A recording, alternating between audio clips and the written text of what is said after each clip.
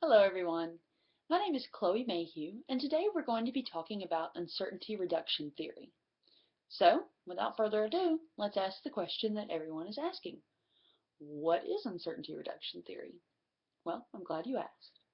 Uncertainty reduction theory was created by Charles Berger and his colleagues in 1975, and it was a way to explain that when people feel uncertain, they use different strategies to help them reduce that uncertainty, to make themselves feel better. And some of those strategies are passive, active, and interactive. A passive strategy would be something like observation, something that doesn't really require a ton of effort, but you can still get things done. An active strategy would be asking other people, inquiring of other people about whatever you're feeling uncertain about a person, about a situation, a place, anything like that. And then the interactive strategies would include things like interrogation, asking the other person questions about themselves to gain more information about them, and self-disclosure, which is kind of the opposite, just giving information about yourself freely. Now, these are the three strategies that Berger proposed, and they're great, and I think they're fantastic. However, as Christians, we have a fourth strategy, and that's way more important, and that is God. Going to God with our uncertainties, with our worries, anything we're not sure about, anything that concerns us, reading the Bible, learning from God's Word, learning from past experiences there, and speaking with other Christians. That's a great way to reduce uncertainty, and it helps. It really does. So, while those three strategies are great, we've got the best strategy of all. So, my research question for this particular project was, is there a specific demographic that experiences uncertainty more often, or are uncertainty levels usually standard for most people in a given situation?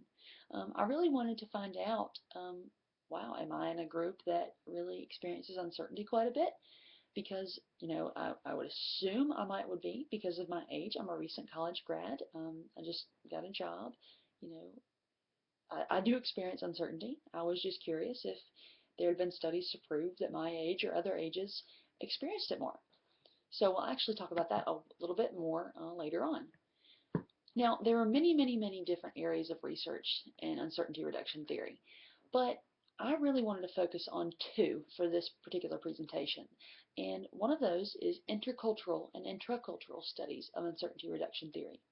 The theorists by the name of Gudekunst and Nishida, they really delved quite deep into the area of intercultural studies and uncertainty reduction theory. They really showed that uncertainty reduction strategies, the ones that people choose, are cultural. Gudekunst and Nishida worked with not only American students, which has been kind of the focus of the sample for different studies.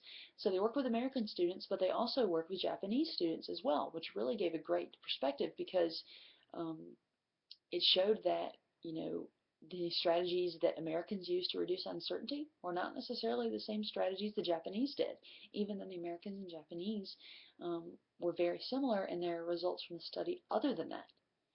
And also, Gudekunst and Nishida um, proposed that culture is broken down into high context cultures and low context cultures, and whether a person is in a high context or a low context culture, that depends upon their choice of strategies. A high context culture involves people really wanting to know what's going on, what's the big picture, what's going on in the culture, what's a culture's um, uh, you know, what's going on in the situation. Whereas a low context culture, they just need the facts. They don't care what's going on, they just want the facts. So that was also very interesting. And in addition to intercultural studies, uncertainty reduction theory really delved a lot into the world of medicine, which I found very interesting. Berger's 2011 article, as well as Shear and Klein, really went quite in depth into this. Something I'd never thought about before, but makes sense, is that oftentimes when people go to a doctor, they do so because they have been feeling uncertain. Therefore, they go to the doctor to reduce their uncertainty. Um, and that makes sense because a lot of times you don't know what's wrong with you. You want to know, good or bad, you just want to know what's wrong. So it makes sense. Also, in medicine, people generally feel uncertainty for three reasons. One, they're uncertain with their illness. They don't know what's wrong. They want to know what's wrong. Two, they feel uncertainty with their doctor. Um, that's a tough one because the doctor-patient relationship needs to be good, but it's very difficult, especially for patients. With doctors knowing so much personal information about their patients, the patients really don't know a whole lot about their doctors other than surface information. They really don't know that. So some patients really struggle with that. And then the third way that people experience uncertainty in medicine is uncertainty with the medical setting itself. And I know that's something that I have definitely experienced in my life before. When you're sitting in a waiting room and you're nervous, you go into the doctor's office and you're a little bit scared. You're cold. You just want to know what's going on. And that's definitely something that I know I've experienced, and I feel like most people have experienced in their lives. Now, Shear and Klein's article was very interesting because, and it really hit home for me. Um, their article and their study focused on cardiac patients, about 56 cardiac patients, and they surveyed the patients before they went back to see their doctor and then immediately after their doctor visit. And they found that patients who had been to this particular cardiologist just one or two times really felt quite a bit more uncertainty than patients who had been three, four, or more times. Now, like I said, that hit home to me, and here's why. A couple years ago, my mom was having some major heart issues to the point where she ended up having a double bypass surgery. Um, thank the Lord, she's completely fine now. But during that time, it was a very uncertain time, not only for her, but for me and my dad as well. And actually, I was speaking to her the other day about how I said that folks who had only been to this particular cardiologist one to two times felt different levels of uncertainty than people who had been more. And she completely agreed because, like I said, this issue was going on about 2 years ago, started with her heart, and she's just now starting to feel a lot more comfortable going to her cardiologist. She said this particular visit last week um, was the least nervous, least upset she had been going to see this doctor ever. So that really does show because she's probably on visit 4 or 5 now. She's really up in that area that Shear and Klein said don't really feel as much uncertainty, which I think is very interesting to be able to have that practical application so close to home. Now, I really do love uncertainty reduction theory. I think it is great, but I also think it does have some weaknesses. And let's go back to my research question for a moment. My research question really could not be answered, and that's because, for one reason, there have been very few studies on uncertainty levels themselves, but there's also very little demographic information on uncertainty reduction theory.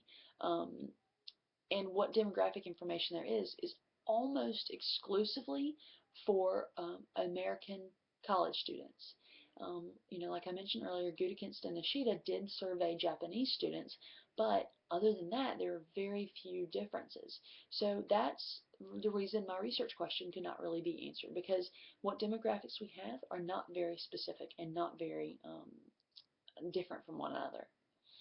And then also, the final weakness I found is that most of the studies on uncertainty reduction theory focused on the initial interactions between people, which is great. That is definitely a step when people feel very uncertain.